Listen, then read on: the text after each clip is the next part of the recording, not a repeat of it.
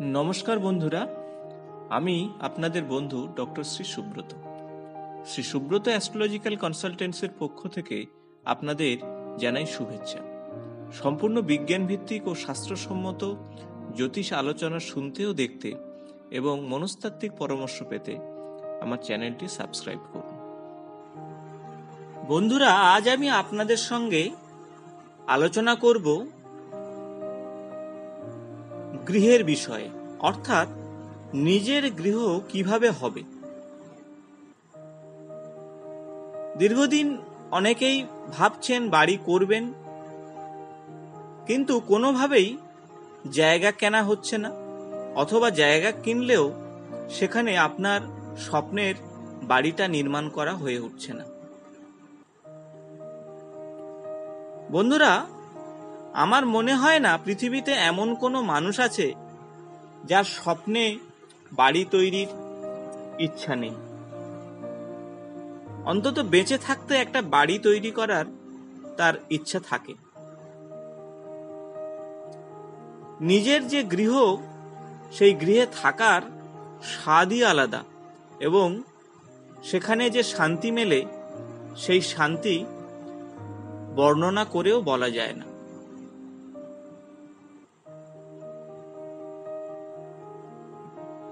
এমন অনেক মানুষ আছেন যারা গৃহটি করার টাকা পয়সা জোগাড় করেছেন, কিন্তু কোনোভাবে করে উঠতে পারছেন না। বা অনেকেই জমি কিনে রেখেছেন, কিন্তু বাড়িটা করতে পারছেন না। অনেকের ক্ষেত্রে কাগজপত্র সঠিক নেই, মিউটেশন হচ্ছে না, বাড়ির প্ল্যান স্যাংশন হচ্ছে না, কোনোভাবে আটকে যাচ্ছে। তো এরকম হাজারো সমস্যার জন্য আপনার সেই স্বাদের বাড়ি আর তৈরি করা যাচ্ছে না।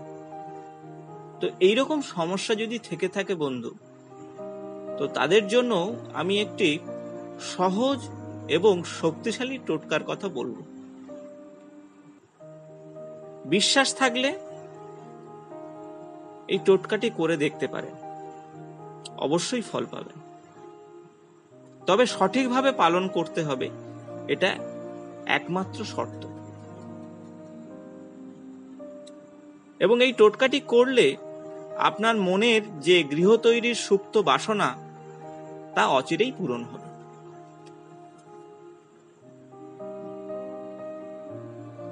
এই টোটকাটি কিভাবে পালন করবেন তা আমি এই ভিডিওটিতে ধীরে ধীরে বলবো। পুরো ভিডিওটি আপনারা দেখবেন। এই টোটকাটি করতে হবে পরপর 7টি মঙ্গলবার। এবারে আসুন দেখা যাক এই 7টি মঙ্গলবার কিভাবে এই টোটকাটি পালন করতে হবে। যে কোনো মঙ্গলবার সূর্য ওঠার আগে ঘুম থেকে উঠে পড়ুন। এবার স্নান সেরে শুদ্ধ বস্ত্রে তৈরি হতে হবে। অবশ্যই সূর্য উদয়ের অপেক্ষায়। প্রথম সূর্য দর্শন করুন, এবং দর্শন হওয়ার সঙ্গে সঙ্গেই সূর্যদেবকে প্রণাম করুন। সঙ্গে তামার পাত্রে জল রাখুন, এবং সেই জল সূর্যদেবের উদ্দেশ্যে অর্পণ করুন। এবার একটি ভুজ্জি পত্রে ওং শ্রী হনুমতে নমঃ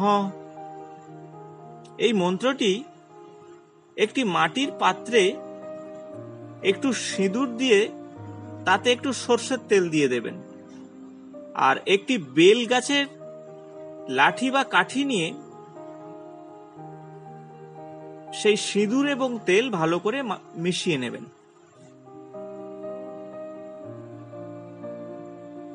এই তেল সিঁদুর মেশানোর পরে যে মিশ্রণ তৈরি হবে, এবং এটি একটি লাল বর্ণের কালির মতো হবে, সেটি দিয়ে ওই কাঠি দিয়ে ভুজ্জিপত্রের উপর যে মন্ত্রটি বললাম, ওম শ্রী হনুমতে নমঃ, এই মন্ত্রটি লিখতে হবে। তারপর এই ভোজ্যপত্রটি কোনো হনুমান মন্দিরে গিয়ে হনুমানজিকে অর্পণ করতে হবে, আর তার সঙ্গে আপনার মনস্কামনার কথা জানাতে হবে। বন্ধুরা, প্রথমেই বলেছি, অবশ্যই বিশ্বাস করে করতে হবে। বিশ্বাসের কোনো রকম এদিক ওদিক হলে হবে না। সঙ্গে ভক্তি শ্রদ্ধা অবশ্যই থাকতে হবে। আর এই ভক্তি শ্রদ্ধা ভরে ঈশ্বরকে ডাকলে ঈশ্বর অবশ্যই আপনার কথা শুনবে, আর আপনার কথা শুনে অর্থাৎ ভক্তের আহ্বানে ঈশ্বর সাড়া দেবেন। ভগবানের কাছে প্রার্থনা করার পর আপনি আপনার সাধ্যমতো যা ইচ্ছা মনে হয় মন্দিরকে দান করুন। যদি আপনার তাতে অসমর্থ হন, অর্থাৎ আপনার দেওয়ার পয়সা না থাকে, তবে একটু মিষ্টি হনুমানজির চরণে দিয়ে আসবেন। তবে মনে রাখবেন বন্ধুরা, এই প্রক্রিয়াটি অবশ্যই পরপর 7 দিন করতে হবে। দেখবেন আস্তে আস্তে আপনার বাড়ি তৈরির যে ইচ্ছা, যেটি ভাবছিলেন যে আপনার জীবনে হয়তো বাড়ি তৈরি করা আর হবে না, ধীরে ধীরে তার আশার আলো কিন্তু আপনি দেখতে পাবেন। অথবা আপনার টাকার যে অভাব হচ্ছিল, টাকার অভাবে বাড়ি তৈরি করতে পারছিলেন না, জমিটা কেনা আছে, তো ধীরে ধীরে আপনার টাকার সঞ্চয়ের পরিমাণ বাড়তে থাকবে এবং তা দিয়ে আপনি বাড়িটা তৈরি করতে পারবেন,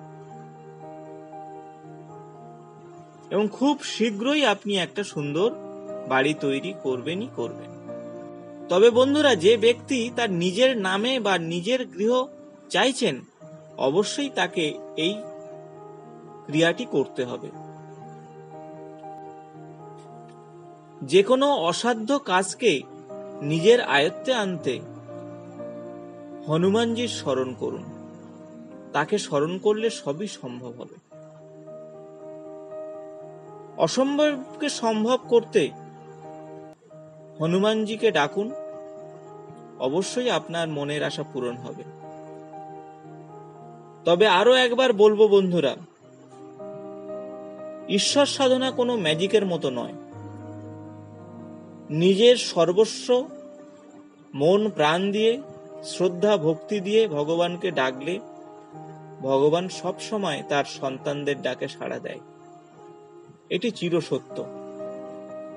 তাই বন্ধুরা, আপনিও ডাকুন, আপনার ডাকে অবশ্যই সাড়া দেবেন। আজ এই পর্যন্ত। ভালো থাকবেন সবাই। বন্ধুরা, যদি ভিডিওটি ভালো লেগে থাকে তাহলে বন্ধুদের সঙ্গে শেয়ার, লাইক ও কমেন্টস করতে ভুলবেন না। নিয়মিত আমার চ্যানেলের আপডেট পাওয়ার জন্য সাবস্ক্রাইব করে বেল বাটনটি প্রেস করবেন। আজ এই পর্যন্ত। নমস্কার।